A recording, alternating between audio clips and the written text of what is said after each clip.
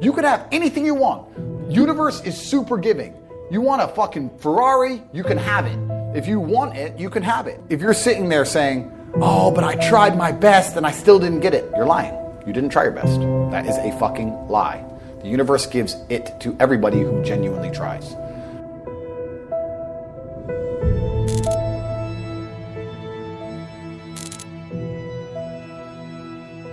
I want you to get pen and paper and write down everything you want to achieve in the next 4 years, the children you want to have, the car you want to drive, the money you want to make. I guarantee you, every single thing you write down on that piece of paper is going to come true.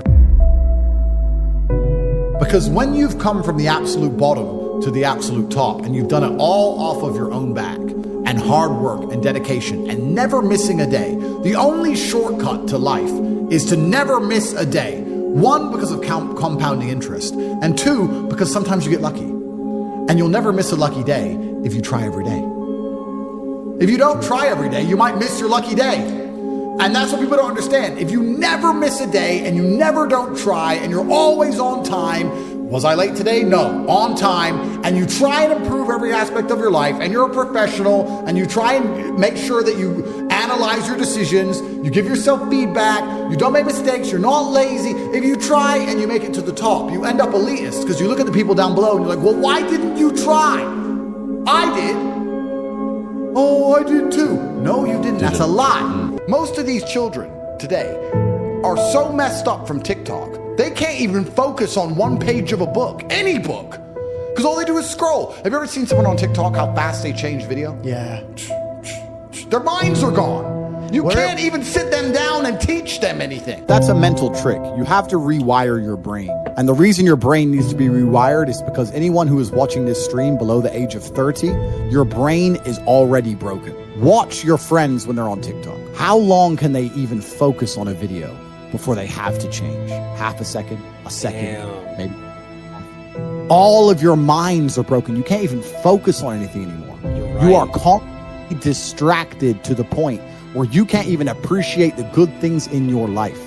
You're distracted. Your minds are broken. You need to rewire your mind and resist the slave programming. If you cannot control your own mind, then you go through life with zero control, zero influence. You can't control anything.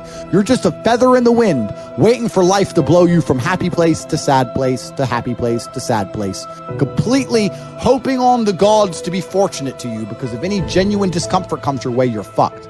Truthfully, a man, I believe, is being able to do the things that are hard or do things you don't want to do because you're supposed to do them. I think that's what a man's always been. A man is supposed to be strong. He needs to be strong, so he has to become strong. That's his job. A man is supposed to be brave. It's not that you can't feel fear. It's that you have to be brave.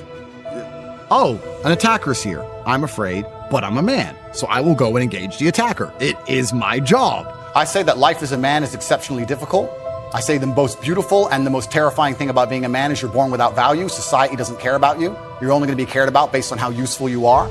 You have the chance to build yourself up and become a superhero if you're prepared to do the hard work and be indefatigable enough to never quit.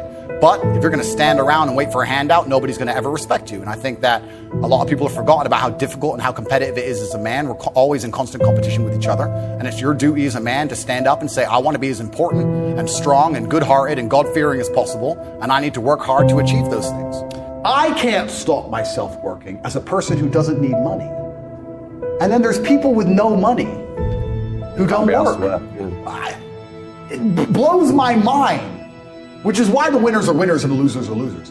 Losers do a little bit of work and rest. Winners work as hard as possible and worry they're not working hard enough. It's just a separation of personality types. And it's almost like you can't save these people.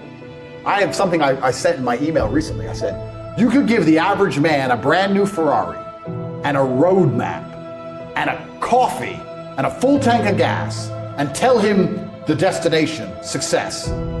And halfway along the drive, he'll quit because it's too far. No matter how well you set it up for people, they'll quit. You may have accepted the matrix telling you that you now have an excuse to fail, as opposed to using it to grow. But every single man of value went through trauma, and they went through pain. It's going to be painful to get strong, painful to get rich, painful to become important. It's going to be painful to become good with women. Your heart's going to get broken a bunch of times. You have to be prepared for the pain. If you're not ready for pain, You're never going to be anything that matters. So Justin just absolutely and utterly nailed it. My kickboxing coach used to say to me, I used to come in the gym, say, what do you hate the most? And I say, I hate running. I say, okay, you're going running. I say, why? He goes, because whatever you hate is what you need. Whatever you hate is what you need. I wanted to spar, bag work, pads, no problem. Running, I didn't want to run, but that's what you need. And that's what life's about. You're not going to be able to go through life avoiding pain and also becoming a man of quality. You're going to have to be that guy who's been through so much shit that he can wake up and go, this ain't nothing. This ain't nothing compared to back then. This ain't nothing compared to that time. You know, and if you're not going to be that guy, then you're going to always suffer the consequences of not being that guy. There's pain to become important, and there's pain in not being important. So you have to make a choice. So I think Justin absolutely utterly nailed it. I think his answer is even better than mine could be. You need to find something you're afraid of, find something that could hurt you, and go do it. And that's one of the great things about being young, right? You're basically superhuman. Yeah. All of us are our age. We're all in our 30s. I remember when I was 21. Like I had Wolverine-like healing abilities, and this is actually one of the problems with the world today. I noticed the internet's fucked this up because we have all these youngsters who have a voice. They all think they know something on Twitter and on the internet, these kids, right? When I was 23, 22, I didn't know shit. I'm 35 now. I'm one of the smartest men on the planet. And when I was 23, I didn't know shit. When you're 35, you're definitely going to still be a dumbass. So when you're 23 like you are now, you don't know anything. Your only attribute is the fact you have Wolverine-like healing abilities and you're not using it. Stop talking, start listening, get out there, get hurt, get the fuck back up. You should have no interest in what people think about you.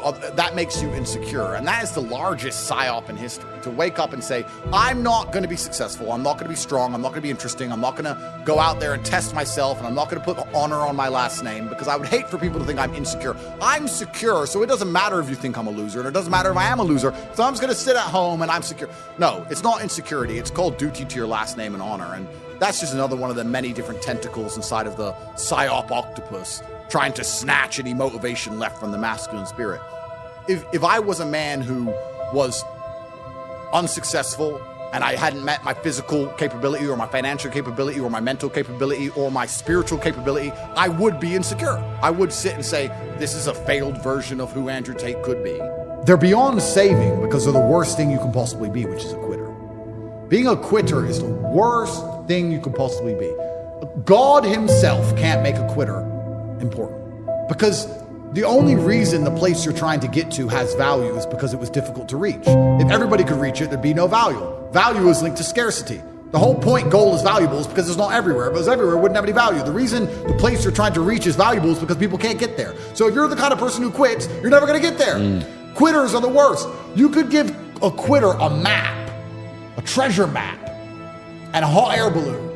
And say, it's going to take you right to the treasure. It's going to be a 7-day journey. Here's a sandwich. Yeah. And halfway through, they'll be like, oh, I'm cold. Yeah, you just said that, oh, 7 days? Nah. Yeah, and they'll quit. Yeah. Quitters will never make it.